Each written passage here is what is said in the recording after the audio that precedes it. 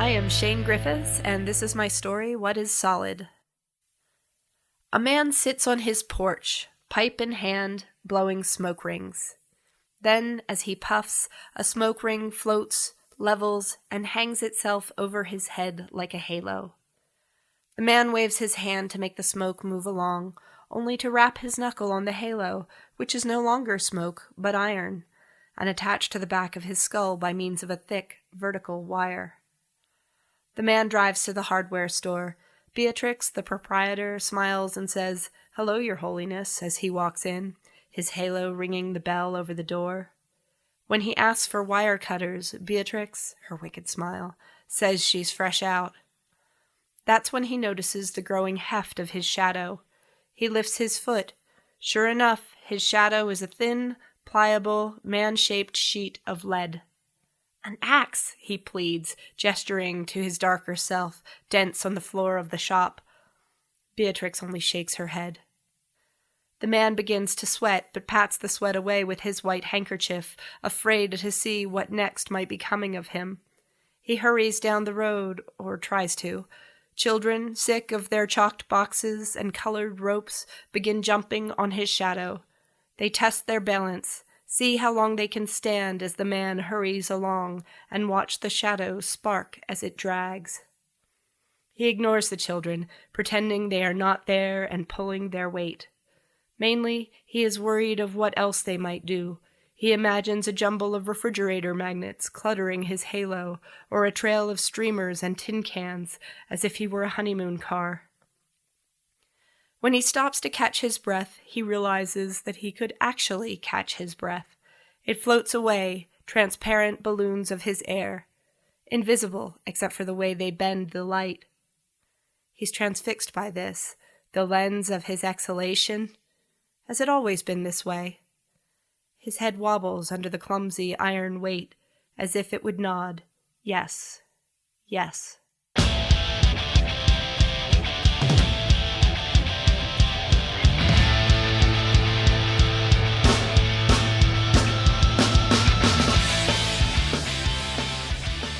Confronting authors with real questions about the writing process, the difficult and disheartening publishing industry, and why anyone would choose to torture themselves in the world of writing, this is the Literally Podcast, with your host, writer, runner, and the literary voice of Ogden, Utah, Case Johnston.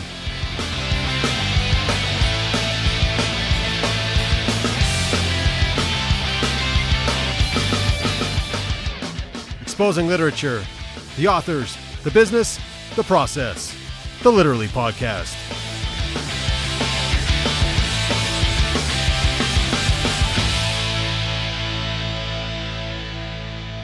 So I'm Case Johnston. This is our first podcast.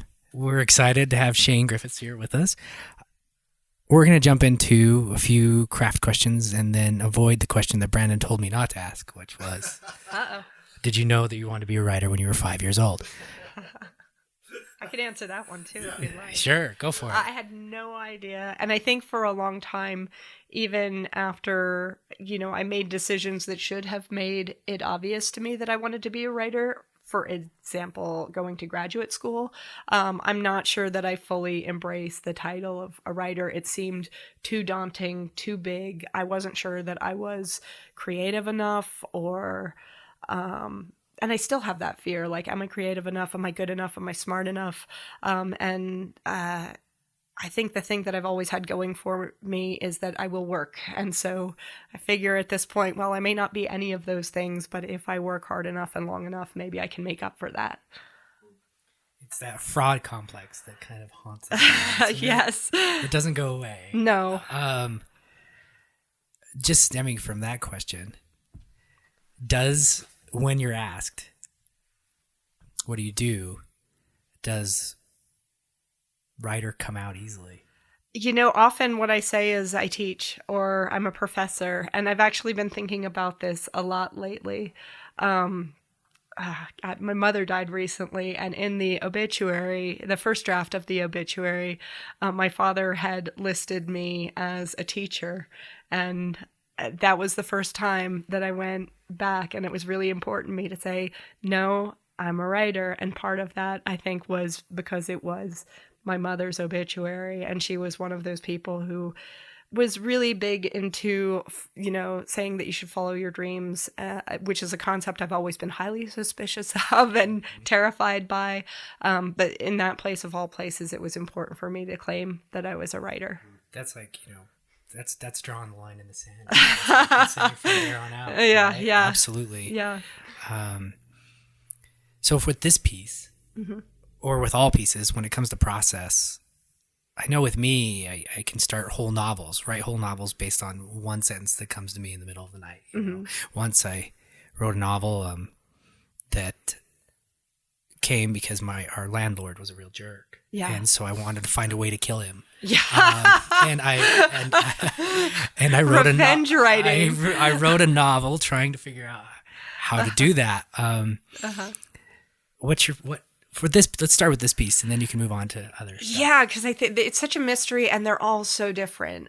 This one, I know exactly how it started, which was that I was reading a collection of Russell Edson, who'd been highly recommended to me by several friends, and I was reading The Tunnel, and it collects a lot of just amazing work of his, and the entire time I was reading it, I was thinking, I want to try something like this. I tend to work a lot of the time in a pretty realistic vein.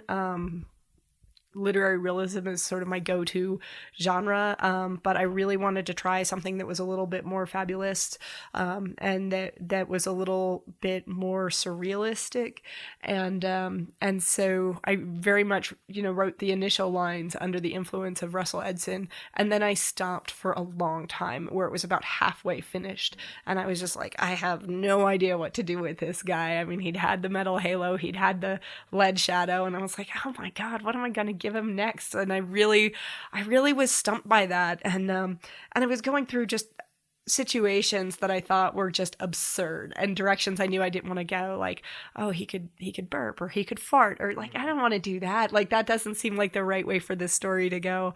And then it took me, months to realize, like, oh, he breathes too. Like, if this is a real human being. And then when I sort of wrote the final half of the story, I was like, okay, that came together. But it took an absurdly long time of just coming up with solutions that weren't the right solution before I could figure out how to finish it. Other things, I think my first novel, Borrowed Horses, draws heavily off autobiography, which is maybe the cliche of first novels, but it definitely was true for me. I'm working on my second novel now, and that one very much started with a situation where I had this idea of a boy whose older brother had moved away to go to college, and his older brother gets his girlfriend pregnant, and they have twin babies, and in the meantime, the main character's father dies, and his mother and he decide to move out to Philadelphia, where the novel is set, to be closer to the older brother. And they go to visit him and find the twin babies abandoned. And that's where the novel starts. Like, oh, we're in this new city, and we thought we were going to be with the brother who knows the city, but he's gone. And now on top of that, we've got these babies to take care of. And, the main character's 15-year-old kid, he doesn't know anything about taking care of babies. And so all of that is sort of going on simultaneously, and that question of, like, oh my gosh, what does happen next, was the drive to go from page to page to page. Kind of getting your protagonist out of that initial situation. And at first, when I first started working on it, I thought this is going to be the situation of him just sort of learning how to live without his brother. And I really stalled out around 40 pages. And again, it was that situation of having to sort of step back and go, what am I doing? And realize, like, oh, I've always loved mystery novels. That's one of my favorite things to read, and realizing, like, oh, this is a mystery. He doesn't know where his brother is, and he has to be active and go out and seek him and try to find him again in this strange city. And so sometimes it's just, you start writing and you don't know where something's going, and you have to sort of be able to stand back and reconceptualize the project. That's been really important to me. Yeah, absolutely. It's those ideas. I knew a writer once who made a list of things that his protagonist couldn't do. And so that's where he started. Yeah, you know, and the limitations. The limitations. And right. so it sounds like after that first 40 pages, you forced him to like, get out there. Yeah, well, what I did was go back 20 pages and be like, okay, you know, he's been sitting around unbored. The reader is definitely going to be bored. How do I give this thing life and energy again after that initial situation? And then rewriting from there. And I'm a big rewriter.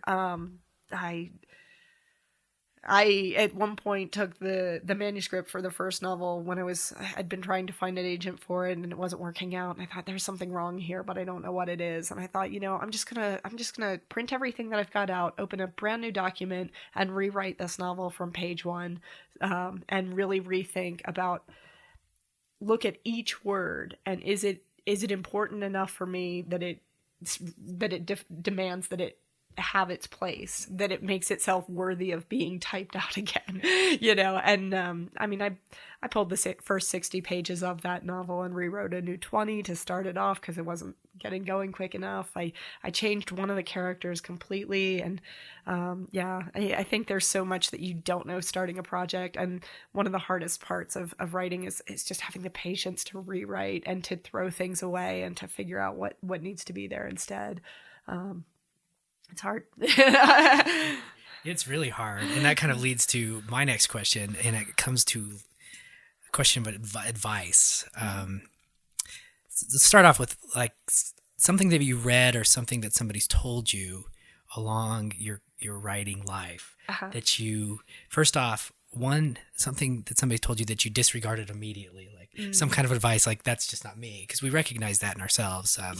And it's funny. It feels like with the MFA, they break you down and then they build you back up. And then when you're done, you have to find out who you were again. Yeah. Is there something that first you just said, no, that's just not me? And then second, is there something that you tell your students now that you don't follow because of where they are in their writing? Right. Well, you know, it's funny. What comes to mind with the advice that I don't follow, it wasn't one that I knew immediately not to follow. And I'm sure I've had those situations where somebody said, you should do this. And I just went, no. But those tend not to stick with me. But one of the ones that I really had to work hard to overcome the advice, because it seemed like good advice, was to avoid melodrama. Now, I don't want to be melodramatic in my writing. I don't want to feel like I'm manipulating people into an emotional response. I really do believe that it has to be earned. But when I was, especially when I was a grad student, there were so many times when we'd be workshopping a story, not necessarily my story, and somebody would say something like, "Oh, this is just melodramatic," or "This is too precious," or "This is this feels manipulative," or whatever. And the response seemed to be to take those situations out of the story, and to write a story that didn't have that same dramatic tension in there, because then you wouldn't have to work so hard to make it not feel melodramatic. And really, it wasn't until after I had finished my PhD program, my doctoral program, and I was rereading Toni Morrison's Beloved, which is one of my favorite all-time novels. And I was like, this is about a mother killing her child. Like, that everything about that novel should be melodramatic, and yet it doesn't feel that way to me. It feels completely earned. And part of the reason that I love this novel is that it takes on such difficult subject matter and it figures out how to talk about it. And I thought, that's great writing.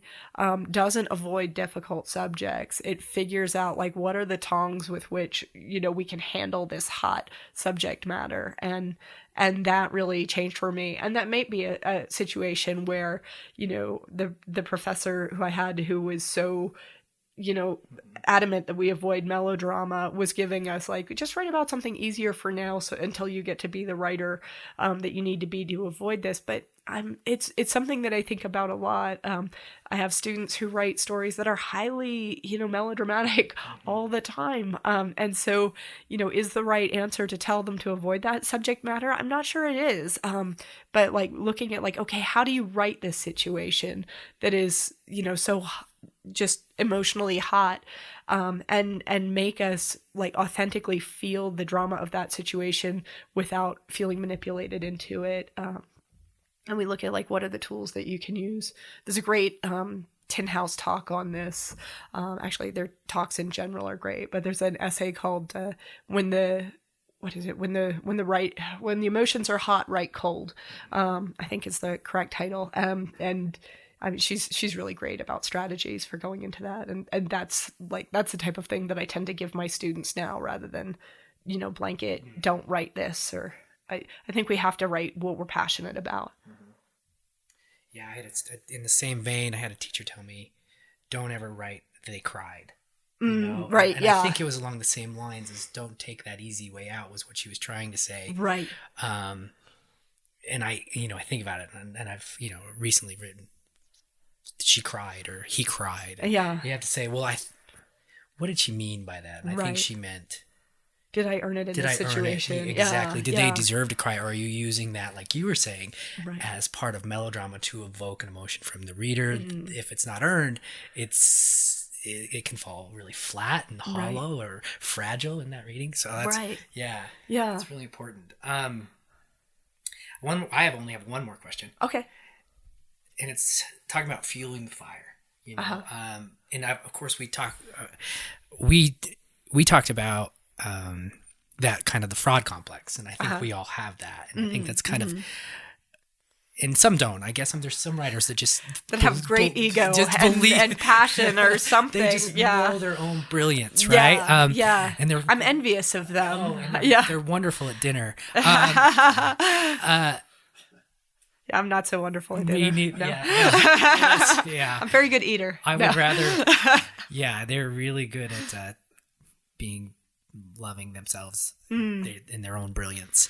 I have a feeling you're thinking of someone in particular. Oh, I'm sure there's plenty. And it kind of leads to my last question. Like my field of fire is I thrive on negative reinforcement. I really do. Like I have 2 or 3 teachers in the past that I just kind of, when I write, I think about them and how someday, you'll prove them wrong. Yes. And I hope you're a better person than me. I can't guarantee that.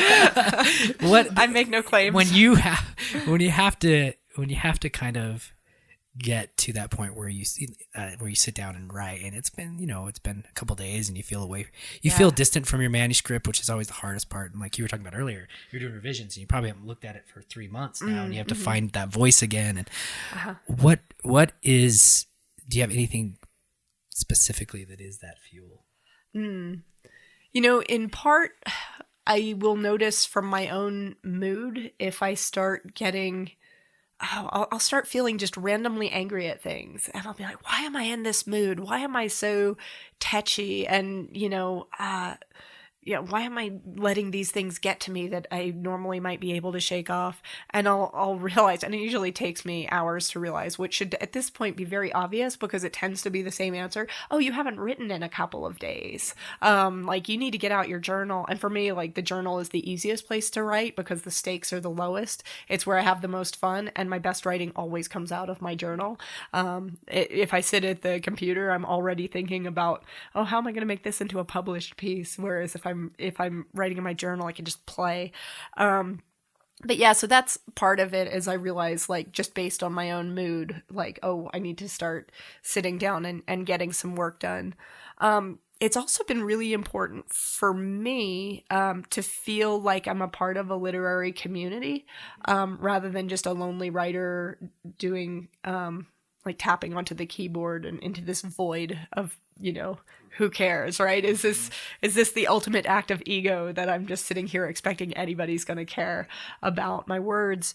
And I'm like highly influenced by a lot of the conversation that's gone on about literary citizenship, about what it means to be a literary citizen, which I think at its heart, that conversation flips some of our expectations about writing. So whereas, when I'm writing, I'm thinking about like, oh, I hope there's an audience for this. I hope people care that I put this work in or something like that. But it's maybe an ego-driven thing at some point, I'm hoping that somebody is going to care as much about this work as I did. But that expectation may be unfair, or that may be more about me than I'm totally comfortable with. And so I've been thinking a lot about like, okay, if I'm a part of a larger community, how do I help that community back? And I know that like this is a larger conversation. Matt Bell, I know, has been really involved in talking about literary citizenship, as have countless others. But that whole conversation really, really hit home for me. And I started writing more book reviews, for example, so that I could say like, here's a book that I'm really passionate about that I think other people might like as well. And I've been doing more journal editing. For Fifth Wednesday Journal was the first journal that I started just volunteer editing for. I'd edited at the Georgia Review in grad school, and I just joined Barrel House as an assistant fiction editor there. And I have found that I just adore reading the slush pile. And, there's stuff that you get and you're like, oh, I'm not really into that. But when you find the piece, that story that just, really hits it out of the park and connects with you, and you can, go to the editor-in-chief or whomever and say like, this is a great piece. We have to take this immediately. Like, this should be out in the world and published. That is a fantastic feeling. And I think for me, at least, that quid pro quo is really important. That like, okay, if I'm hoping that my work finds its place in the world, then how can I help others get their work out in the world? And how can I help them find a place for it? And teaching's part of that. But it for me, at least, I had to go further and think about like, okay, how am I going to reach as many people as possible? Yeah, absolutely. When I think about literary citizenship, I think about Barry Lopez and the work he does, and uses his writing to bring world leaders together and talk about and Barrel House is fantastic. What a great group of writers to be they've been so welcoming and amazing. I'm super excited to be joining the team there. They're fantastic, and it makes a lot of sense. You really do feel isolated sometimes at the computer. Why am I here? And when you are able to, like you said, to bring somebody else's piece to life, give them that, it takes it beyond. Mm-hmm. It takes it beyond you as just the writer. Yeah, you become a giver, and it's spectacular. Yeah, and it might be easier for writers who are in like a literary hotspot, like New York City is famously Portland. Yeah, Portland comes to mind all the time. Friends who write in Portland, and it just seems like they've got a fantastic community. You could go to a reading every night and skip 3. Yes, yeah. And Los Angeles has it for screen and film writers, and I think they've built a literary community there as well. But yeah, it can feel super isolating. And I remember I went to the Swanee Writers Conference a few years ago, which was fantastic, and it built again like a really nice group of writers. It brought us together, and we were able to find I was able to find friendships that have really sustained well past that time. But I remember going to see an older literary agent who was there and who was talking about the importance of getting out to readings. And he said, even if you live down here in Tennessee, you can still drive up for a reading in New York or something. And I thought, whoa, just one, that's a lot of geography to cover. And also like, okay, I'm in Utah. Does that mean I should be hopping in the car to take a week-long drive to see a writer? I mean, hopefully not. We get to the stuff at University of Utah. We get readers in at Weber State. But just there seemed in his comments to be this underlying understanding that if you're a writer, you live in driving distance from New York City. And a lot of us just don't. Like, it's a lot farther for us to go. And so, like... It's a bit of an East Coast mentality. Right. At least geographically. Yeah. And I mean, yeah, if you live in Philadelphia, you can get up to New York City. It's a bit of a drive, but it's doable. And Philadelphia has a pretty great literary community as well. But yeah, it really was eye-opening to me. Like, oh, wow, he thinks everybody's within a driving distance of New York City who's at all involved in this scene. And I mean, he was an older gentleman, and that may have been his experience at the time. But I think there's ways in which the internet and social media have allowed us to bridge some of those gaps, that podcasts can bring writers into your home in a way that historically we may not have had that same access. And so that's been really exciting as well, just to see the way in which literary community has just spread, and found the knowledge that you can find that pocket, even if you're in an area of the country that may not seem to have, a ton of literary fiction writers. They're still there. They're still around. Yeah. We exist. We're all silently tapping away on our computers. We are. So, and I think, when you brought up the idea of genre writers, and I mean, I love genre fiction, and I don't write genre fiction, but I love it. And there's a place for it, and there's brilliant people who write it. Oh, absolutely. Blow my mind every day. And there's people who are like really breaking down that whole definition of like, there's genre and there's literary. No, there's writers and there's great writing. Exactly. I mean, if you look at Ursula K. Le Guin, you're like, my gosh, this woman changed the literary landscape of the United States. Absolutely. Kelly Link, Amy Bender, Kevin Brockmeyer. I mean, just so many people just doing really exciting work. They're amazing. The one thing I think, though, like bringing up the difference between literary genre and community, is I think with genre writers, there is a more built-in community, especially locally, where they have...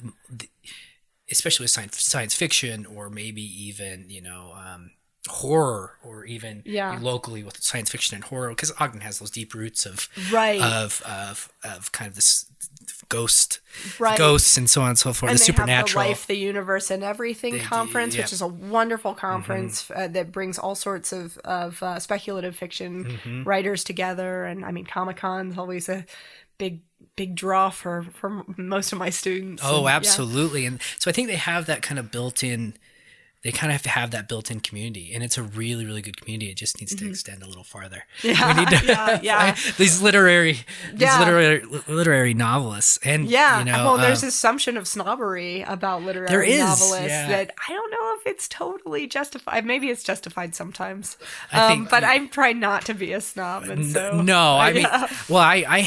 I did my undergrad at Weber State, and didn't know that I was going to be a writer. Even though I ended up going to grad school for creative writing, and I was actually going to go to grad school for comparative lit, and just fell into it. Yeah. And I remember sitting around at a guy's house, and I had written a couple things in my life, and I didn't know I was going to be a writer at all. But they were serious. Like, they wanted to write the next great American novel. And we were all 21, and it was we were at the bar before, and we went home, and they were so serious. I mean, it was that one moment. We were sitting around on the floor, and they were talking about, the only thing that should exist is literary fiction, and I didn't even, honestly, at the time, I didn't even know what they were talking about. Yeah, I was thinking, well, I just read fiction. What is this? And they were snobs. They really were snobs. And so from that point, I told myself, I will never be those guys in that circle, because I felt less than, because I've done all my work in nonfiction up until recently, and I was writing nonfiction at the time. I was writing essays, and I said, I'll never be those guys, and I think you keep that in your head. I keep that in my head, and I have since, and I'm like, there's no need. Yeah. There's absolutely no need for that kind of literary snobbery. Right. Yeah. Well, it's so easy to be an asshole, and yet it's also easy not to be. And why not strive for that one? Absolutely, I agree. Yeah. That's the end of my questions, Brandon. Yeah, no, I just had one, and it's as a teacher. how often do students inspire you, and how often do you actually take something away from them? You learn something from your students?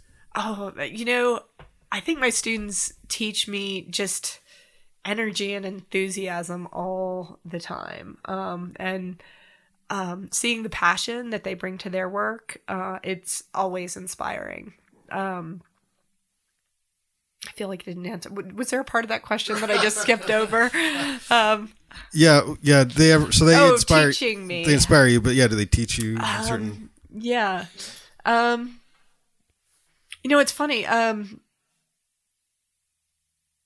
think there's like a lot of my students have this fear that I'm going to read a story that they wrote and be so inspired by it that I rewrite it and publish it myself. I don't tend to be inspired. That hasn't happened yet. No, that really hasn't happened yet. But I think that's a thing. Really, I didn't know that. Yeah. But every once in a while, a student will hand in a story and like, there's the copyright on it, and they're like, and I have had students ask me like, I'm not sure I want to workshop this because what if somebody takes it and steals it? And at which point I want to be like, do you know how hard it is to find a place for a piece of work? Like, I don't think they're going to easily be able to like steal credit for your work and get it out there in the world. And I'm certainly like, I didn't go into writing to be like putting down anybody else's ideas, but my own. Well, that's maybe sounds egotistical. I'm fascinated by my own unique set of questions and so forth, and my students' work is asking a totally different set of questions. So I think that fear is out there, but the way in which my students teach me is actually much different, and a lot of times it's they're wrestling with a concept in a way that makes me ask deeper questions about that concept.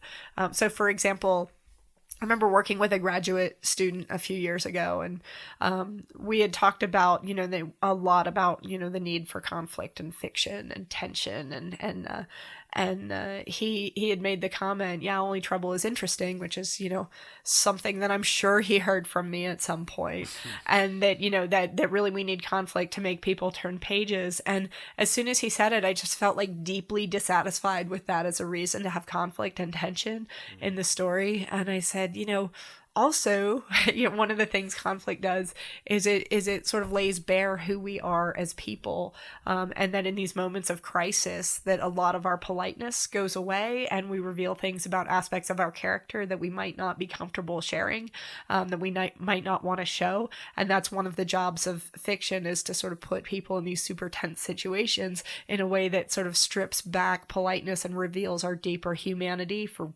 good, for bad, for whatever. And so, yeah, there are situations where especially, we'll be talking about some concept, some like, why do you show and not tell? Or why do you, why is only trouble interesting? Or why, any of these old sort of stale phrases about, how do you write a better piece of fiction? And it'll really make me question, why are we giving that advice, and what is underneath it, and to push on those definitions. Yeah, thanks for your time this afternoon. Oh, this has been so much fun. Thank you for having me. Oh, thanks so much for joining us. This has been great. That felt really NPR right there, didn't it? We're going to have to leave it at that, Case. We'll edit that one. We'll go into NPR mode.